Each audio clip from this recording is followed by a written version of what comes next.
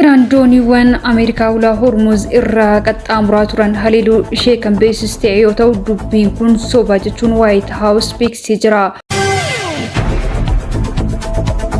بيديالين إثيوبيا غيسا جيران هنا أنغوت موتوما بري بليون إبتاكا أول إرغسات لنين بوتا منا مريبا كبوتو أمتارا هني خون أكين كبافامني نوركمون دقيان godina harargee baatti himatamtoonni yakkaan gatii tajaajila taarifaa dabaluudhaan himataman hidhaa salphaa jajaatii fi maallaqa adabamuun dhaga'ame.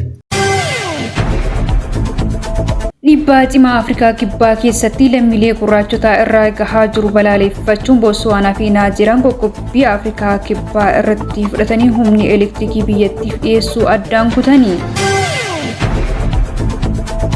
بلا طيارة إثيوبيا برغم لما في خلا سجل لمدتين تندوتي شمرين لبي أمريكا بيننا كخفلمو بني مرتي فدرال مرتي سوف كوبي رجرات جندقيان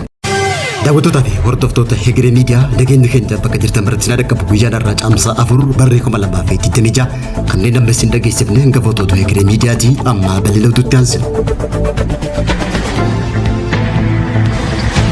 إيران دونيوان أمريكا ولا هرمز قد أمراتوران هليلو شيكن بيسس تعيوتو دبين كون صوبة جتون وايت هاوس بيكس جرا بريزيدنتين أمريكا دونالد ترامب ورانا بها قدو قليساتي أديما جرو والقابتي مرتيوان ججبو دبرسانين بريزيدنتين أمريكا دونالد ترامب مرتيوان ججمو دبرسانين دونيوان سبا وراناتين ستريت اوف هرمز كيساتي دنك أماني توران آكا غديلك فمانيف أجزا كان دبرسان يوتو آكا إبسا إساني كانت dooniiwwan kunniin bilisummaa piroojeektii jedhamu yookaan Freedom Project jalatti karaa nagaatiin akka bahan ni hayyamamaa fi jedhanii jiru. Qabxiiwwan ijoo Trump murteewwan irratti dabarsan keessa hojii gidduu seenummaa kamiyyuu tarkaanfii cimaa Ameerikaa irraa akka hordofsiisu kan akeekkachiisan yoo ta'u, Ameerikaan dooniiwwan kunniin kutaa bishaanii daangeffame keessa akka gaggeessitu nageenya isaanii akka mirkaneessitu ibsamee jira. Pirezidaantichi biyyoota gaafii kana dhiyeessan maqaadhaan kan hin dhoofne yoo ta'u waraanni bahaa giddu galeessaa Ameerikaa, Iraanii fi Israa'el gidduutti deemaa jiru akka dhaabbatuuf biyyoonni hedduun jaarsummaa seenuuf gaafataa jiraachuu isaa gabaasichi Reutersiin baasee kan addeessu yoo ta'u, pirezidaantichi garuu biyyoota kanneen hanga ammaatitti maqaa isaanii hin dhoofne. Gama biraatiin mootummaan Iraan tarkaanfii Ameerikaa kana akka dhiitamaa nageenyaatitti fudhateetii jira kan jedhan ibsa Ibrahim Aziz itti gaafatamaa koomishinii nageenyaa biyyaalessaa Iraan yoo ta'u, gidduu seenummaan Ameerikaa kamiyyuu akka cabsu waliigaltee dhukaasaa dhaabuu Strait of Hormuz fi galaana galaana Pershiyaa maxxansa miidiyaalee hawaasaa Tiraampiin kan hin ajajamne ta'uu fi mirga Iraan akka kabachiifataa jiru. Kanaanis wal qabatee dooniiwwan Ameerikaa Strait of Hormuz keessa qaxxaamuruuf turan haleeluu ishee beeksistee jirti. Dhiphina waraanaa Strait of Hormuz keessatti mudatee marsaa haaraa seenee jiraachuu isaa miidiyaaleen gurguddoon addunyaa gabaasaa kan jiran yoo ta'u, Iraan ibsa har'aa baasteen dooniin Ameerikaa irratti misaa'ilaa dhukaasuu ishee dubbataa jirti.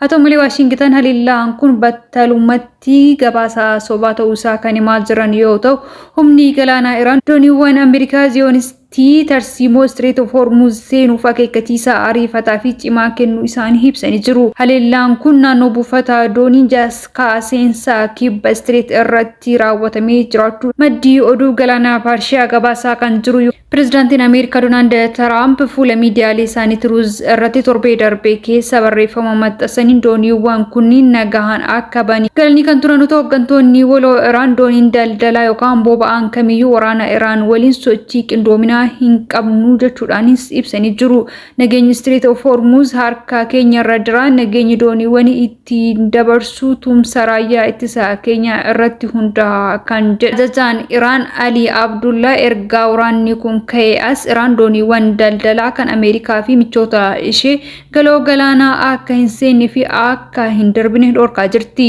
Tarkaanfiin kun erga boba'aa fi gaaziin addunyaa keessaa harki 5 jeequmsa gatii boba'aa guddaa dhibbeentaa 50 ol addunyaa irratti dabalee booda. Miidiyaaleen Itoophiyaa keessa jiran hanna aangootaa fi artistoota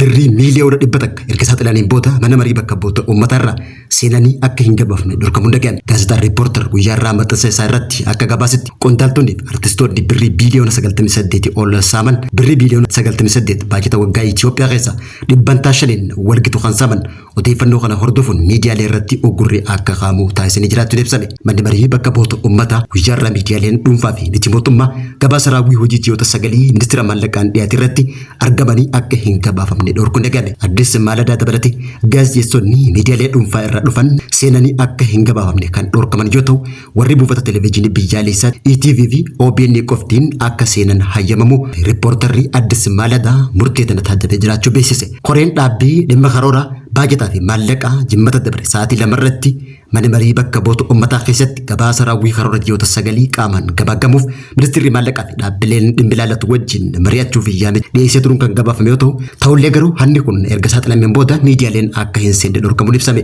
Murteen tun koree dhaabbitiin akka ta'e gabaasotaaf himamee jiraachuun ibsame. Haaluma fakkaatuun gamaggamni raawwii karoora ji'oota 9 ministeera fayyaa guyyaarraa waaree booda gaggeeffame irratti miidiyaan dhuunfaa tokko akka hin seenne ministeerri maallaqaa daangeessee jiraachuu fi kana malee ammoo manni marii bakka bu'oota uummataa miidiyaalee dhuunfaa dhorkee jiraachuu beeksise. Godina Harargee baatti himatamtoonni yakka gatii tajaajila taarifaa mootummaan kaa'e ol dabaluudhaan himataman hidhaa salphaa ji'a jaatiif maallaqa qarshii adabamanii jiraachuun ibsame. Himatamtoonni maqaan isaanii Usmaan Aliyyuu Jaatiif Muhammad Shaafi Alii biroo jaaman godina Harargee aanaa dadaritti daandii gara Harawaacaatti geessu irratti osoo oofaa jiranii qabaman. Yeroo kanatti konkolaataa geejjiba magaalaa Dirree Dhawaarraa gara Harawaacaatti oofaa osoo jiranii imaltoota irraa qarshii 1,000 ol fudhachaa turan qabamanii hidhamuun dhaga'ame. Eega to'annaa jala oolan booda haaluma kanaan imaltoonni kunneen taatee kana hojjettoota tiraafikaatiif kan gabaasan hoggaa ta'u konkolaachiftonni to'annoo jala oolan kunneen to'annoo jala ooluudhaan himanni irratti banamee murtee ji'a jaatiif adabamuun dhaga'ame. Erga dhimmi kun qulqullaa'een booda abbaan alangaa aanaa dadar galmee baruudhaan manni murtii aanaa dadaritti dhiyeessuudhaan himatamtoota kanarra murteen akka kennu gabaasee jiraachuun eeffame. Manni murtii aanaa dadar gaafa eebila 24 bara 2018 akka lakkoofsa Itoophiyaatti adabbii barnootaa fi akeekkachiisa fakkeenyummaa qabu jechuudhaan hidhaa ji'a jaatii fi tokko isaanii ammoo adabbii qarshii 10,000 kan itti murteesse ta'uu beeksise. Dhiibbaa cimaa Afrikaa Kibbaa keessatti lammiilee gurraachotaa irraa gahaa jiru balaaleffachuun Bootsuwaanaa fi Naajeeriyaan qoqqobbii Afrikaa Kibbaa irratti fudhatanii humni elektirikii biyyattiif dhiyeessuu addaan kutanii. Yeroo dhiyoo as Afrikaa Kibbaa keessatti dhiibbaan lammiilee gurraachotaa biyya biraa irraa baqatanii Afrikaa Kibbaa keessa jiraatan irratti dhalattoonni biyyattii keessaa jiran lammiilee Itoophiyaa 5 kan Naajeeriyaa 2 fi kan Bootsuwaanaa haala suukanneessaan ajjeesuu isaanii biyyoota Afrikaa hedduu mufachiiseera. Mufachiisuun Afrikaa Kibbaa irratti tarkaanfii akka fudhatamu taasisee jira. Kanaanis Itoophiyaan dhimmichi karaa dippiloomaasiin akka ilaalamuu fi nageenya lammiilee koo ni mirkaneeffadha jettee kan jirtu yoo taatu Bootsuwaanaan daangaa gama Afrikaa Kibbaa geessu cufuun tajaajila elektirikii humna ibsaa Afrikaa Kibbaatiif kennitu addaan kutuu lammiilee ishee hundinuu gama Bootsuwaanaatti akka deebi'aniif affeeruun haala hundaan mijeessaaf jette. Pirezidaantiin Bootsuwaanaa Dumbookiin Afrikaan Kibbaa yeroo sirna apartaayidii jala turte deeggarsa biyyi keenya isaaniif taasistee dagachuu hin qabdu. Yeroo ammaa kana